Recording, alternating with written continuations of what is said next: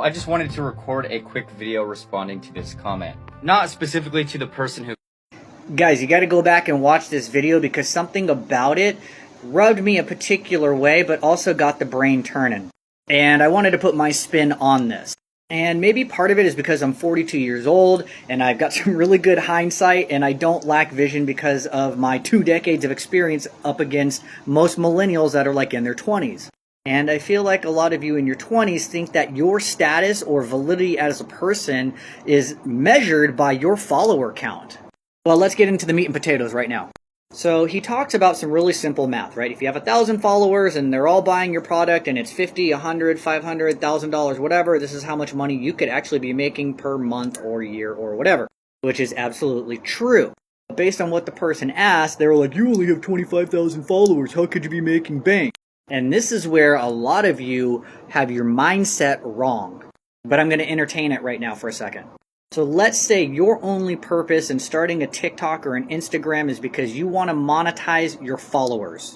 The more followers you have, the more money you can make. And using the previous example of saying there's only 1,000 followers, that's the assumption that you are converting 100% of your followers, when in reality it's probably 10% or less. So let's just go with 1%. So 1% of 1,000 is 10. And depending on the cost of your product, you can do the math. And that's assuming that they're really engaged followers and buyers. And let's also be honest that exploding overnight and going from 0 to 25,000 followers in a month or less, it could happen, but it's probably going to take a little time to develop. And that's assuming you're only trying to leverage your following. When it comes to online marketing, this social media stuff is just one stream of income that you could be potentially generating. Because if you're busting your ass offline, you're making money. Let me show you another example. I make all my money in the fitness industry. I only have 3,500 followers on Instagram, and I just started a TikTok channel and it only has 100. However, year in and year out, I make about $30,000 a year on paper. If you go based off of that number, right, that doesn't really make sense. That's because I don't just rely on social media as my sole source of income, and neither should you.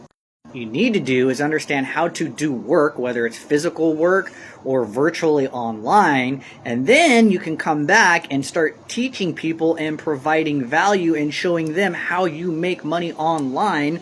And that is how you build a business online, leveraging your following, not just pitching them shit to buy without showing them how to use it or how it's going to make their life better or whatever it's going to be. So if your only focus is to try and leverage a social media channel, it can happen. It's going to take some time, but you might get discouraged and quit before you even see any real opportunity. That was a lot. And hopefully you made it to the end.